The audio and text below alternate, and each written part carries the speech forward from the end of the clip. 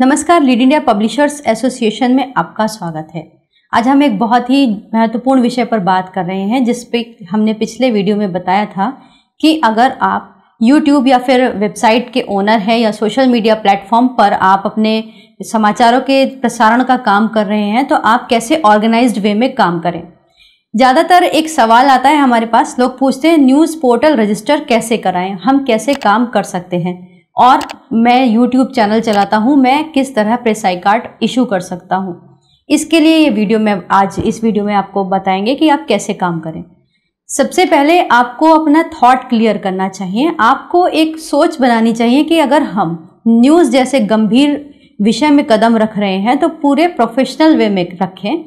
हम उसका एक संस्थान की तरह से अपने आप को स्थापित करें, यानी आप एक कोई ऑर्गेनाइजेशन बनाएं और उसके कोई नियम कायदे हो, पूरे उसी नियम जो कि पत्रकारिता के कोड ऑफ कंडक्ट हैं, जर्नलिस्टिक एक्टिविटीज़ हैं, नॉर्म्स हैं, रूल्स हैं, वो सबका आप एक बार ग्राफ बना लें, एक खाका डिज़ाइन करके रख लें कि हमारा ऑर्गेनाइजेशन ये है और इसके अंदर ये नियम कायदे हैं, हमारे लोग इसी तरह काम करेंगे।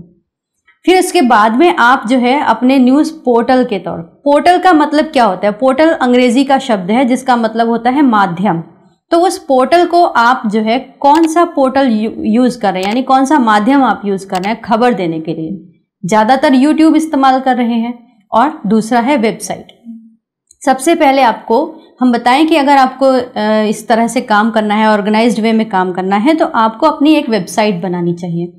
वेबसाइट बनाने से क्या होगा कि आपको सरकार की तरफ से बहुत सारे जो है सहायता मिल सकती है, सपोर्ट मिल सकती है, क्योंकि सरकार इस माध्यम को बहुत सशक्त मानती है। ये बहुत ही प्रभावी जन माध्यम है, यानी कि अगर उसको कोई भी चीज़ का प्रचार प्रसार करना है गवर्नमेंट को, चाहे जैसे पल्स पोलियो अभियान हो गया या फिर बहुत सारे गवर्नमेंट की पॉलिसीज़ होती हैं, उसको उन्हें जन जन तक पहुंचाना होता है, तो वो कई माध्यमों का सहारा लेते हैं, जिसमें आपका वेबसाइट होते हैं। पहले ट्रेडिशनली परंपरागत रूप से देखें तो वो अखबारों का सहारा लिया करते थे, अखबार और रेडियो। समय बदला, सूचना तकनीकी आई, क्रांति आई, तो इसमें नए माध्यम यानी न्यू मीडिया, यूट्यूब और वेबसाइट आए, ये बहुत प्रभावी हैं। तो सरकार ने इस प्लेटफॉर्म का भी, इस पोर्टल यानी इस माध्यम का भी उपयोग करना शुरू किया। सरकार ने इन्हें मान्यता देनी शुरू की। वो कैसे देनी शुरू की कि उन्होंने अपने जो DAVP है, एक बहुत बड़ी सरकारी एजेंसी होती है जिसमें कि विज्ञापन दिए जाते हैं जन माध्यमों को, चाहे वो अखबार हो, टीवी हो, रेडियो हो, या फिर आपकी कोई मीडिया एडवर्टाइजिंग एजेंसी हो, फील्ड पब्लिसिटी हो, SMS हो, सब इसी में आपकी वेबसाइट भी आ गई। अब ऐसी ही वेबसाइट को वो अपने पैनल पर लेते हैं, जिसमें कि वो किसी भी विषय की वेबसाइट हो सकती है। वेबसाइट पैनल पर आती है और उसे सरकार विज्ञापन देती है। दूसरी बात, वेबसाइट को सरकार विज्ञापन भी देती है, उसको समाचार भी देती है, और उसके जो पत्रकार हैं उनको कई तरह की पत्रकार कल्याण योजनाओं में भी शामिल किया हुआ है। तो अगर आपको न्यूज़ पोर्टल चलाना है तो सबसे पहले वेबसाइट बनाइए। वेबसाइट बना के उसे उद्योग आधार में रजिस्टर कराइए, क्योंकि उद्योग आधार ही वहाँ पे एक जगह है जहाँ पे आप इसको रजिस्टर कर सकते हैं। एज ए कंपनी ही इसका रजिस्ट्रेशन हो सकता है।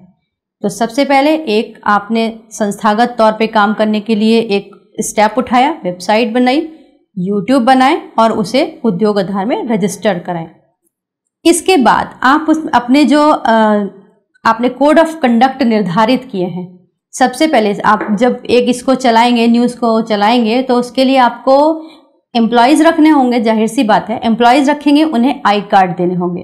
तो यदि आप केवल एक ऐसी वेबसाइट, ऐसी कंपनी हैं जो कि खबरों को दे रही है, विश्लेषण कर रही है, तो आप अपनी जो उद्योग आधार का एक नंबर मिलता है, UAM नंबर, उसके माध्यम से अपने जो है आई कार्ड्स इशू कर सकते हैं अपने एम्प्लॉयज़ को। लेकिन अगर आपको मीडिया की तरह ही प्रेस आई कार्ड इशू करने हैं, फील्ड में भी जाना है, तो आपके पास दो रास्ते हैं। आप या तो स्वयं का अखबार या मैगजीन रजिस्टर्ड कराएं, क्योंकि वहीं से आप एक रजिस्टर्ड मीडिया हो सकते हैं।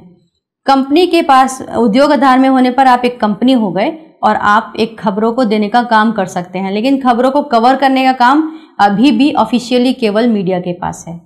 तो आप उसको दो तरीके से कर सकते हैं, खुद का अखबार रजिस्टर्ड करा लीजिए, या फिर आप जो है लीड इंडिया के साथ भी आप टाई अप कर सकते हैं, मीडिया टाई अप। हम लोग इसमें पूरी सपोर्ट करते हैं।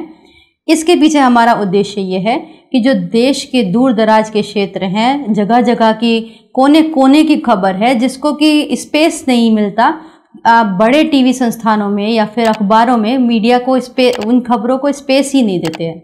तो आप जैसे लोग, इसको हम कह सकते हैं आप असली पहरुए हैं, लोकतंत्र के पहरुए, जो कि प्रहरी, जिसको कि आप इन खबरों को उठाकर एक बहुत अच्छा काम कर रहे हैं।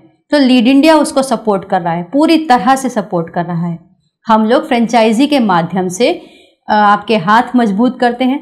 आप एक कंपनी है जो कि खबरें दे सकती हैं, और हम एक रजिस्टर्ड मीडिया है जो कि आपको मीडिया टाई अप के थ्रू राइट टू कवरेज दे सकते हैं। तो इस तरह से आपके पास में आपकी अपनी पहचान भी हो गई कि हम एक कंपनी है और हमारे साथ एक मीडिया टाई अप है। हमारा जो न्यूज़ एजेंसी है और जो हमारा पेपर है उसके माध्यम से मीडिया टाई अप आपको मिलेगा। आप इस तरह से प्रॉपर वे में काम कर पाएंगे। तो इस तरह आप जो आई कार्ड इशू करेंगे वो लीगली प्रेस के आई कार्ड होंगे। तो अब आपके 2 काम हो गए। आपने कंपनी में रजिस्ट्रेशन करा लिया, चाहे उसे छोटी सी फर्म बना के कर लें या फिर प्रोपराइटर कर लें या फिर आप पार्टनरशिप डीड कर लें। एक कंपनी हो गई। उसके बाद कोड ऑफ कंडक्ट बनाया, उसके तहत आपने प्रॉपरली डॉक्यूमेंटेशन करके अपने पत्रकार अपॉइंट किए। एक और चीज़, अपने पत्रकारों को रखते हुए भीड़ को भर्ती मत कीजिए। भीड़ भर्ती करने पे क्या होगा, आपके संस्थान का नाम डाइल्यूट होगा, आपका नाम खराब होगा। तो आप रखें अगर लोगों को, तो पहले कम से कम बेसिक चीज़ें देख लें कि वो उनके अंदर है कि नहीं, वो पत्रकारिता में क्यों आ रहे हैं। कोई पैशन है, अपने पास की खबरें दे रहे हैं, कोई भ्रष्टाचार को उजागर करने के लिए कोई पीड़ा है जिसको वो एक्सप्रेस करना चाहते हैं इसलिए आ रहे हैं, या फिर जस्ट केवल बाइक पे स्टिकर लगा के, प्रेस लगा के और ट्रिपलिंग करने के लिए या फिर जो है रूल्स तोड़ने के लिए आ रहे हैं। ये आपको ध्यान रखना होगा, क्योंकि मीडिया बनते ही आपकी बहुत बड़ी जिम्मेदारी हो जाएगी। तो जितने भी लोगों को आप अपॉइंट करें उन्हें बहुत अच्छे से देखकर अपॉइंट करें, प्रॉपर डॉक्यूमेंटेशन कराएं। इस डॉक्यूमेंटेशन के लिए कुछ शर्तें आप निर्धारित कर लें। हमारे एक व्यूअर्स हैं, उन्होंने पूछा भी था, हमने उन्हें पर्सनली रिप्लाई भी किया था, तो सोचा आज आप सबको भी बता दूं कि अगर आपको कार्ड जारी करना है तो आप अपने जो रिपोर्टर हैं जिनको आप रख रहे हैं उनसे क्या नियम और शर्तें आप साइन करवाएं।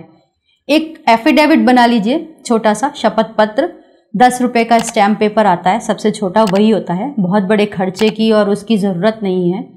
तो आप उस पेपर पर कुछ शर्तें रखिए कि जैसे मैं किसी भी आपराधिक कृत्य में नहीं पाया गया हूँ, मेरे ऊपर कोई मुकदमा नहीं है, मैंने कभी कोई गलत काम नहीं किया है। दूसरा, मैं पत्रकारिता के नियम कायदे उसूलों के खिलाफ कोई काम नहीं करूँगा। तीसरा, पितृ पत्रकारिता या फिर भया दोहन, ये सब मैं इस कार्ड के माध्यम से नहीं करूँगा। प्रेस के आई कार्ड का दुरुपयोग नहीं करूँगा। इस तरह से और भी हैं, जैसे भारत के संविधान में जो नियम कायदे दिए गए हैं, कानूनों का पालन करूँगा। जो देश का सौहार्द है, इसमें सांप्रदायिक जो खबरें होती हैं उसको बिगाड़ने का काम नहीं करूँगा, मीन्स सौहार्द के खिलाफ कोई काम नहीं करूँगा। तो इस तरह के आप रूल्स रेगुलेशंस डिसाइड कीजिए, शपथ पत्र पे भरवाइए, लिखिए। अगर किसी भी तरीके से मैं आपराधिक कार्यों में संलग्न पाया जाता हूँ तो आप मुझे कायदों के अनुसार सजा दे सकते हैं, या फिर उसको भारत के संविधान के तहत, कानून के तहत उस पर प्रक्रिया करने के लिए स्वतंत्र हैं।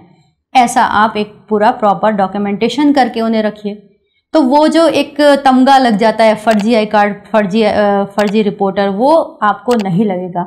आपके पास में एक प्रॉपर गाइडलाइन है, आपने नियम कायदों के तहत अपने लोगों को अपॉइंट किया है। अगर आपने प्रेस आई कार्ड लिख के दिया भी है तो जिम्मेदारी के साथ दिया है, ये आपके लिए अच्छा होगा।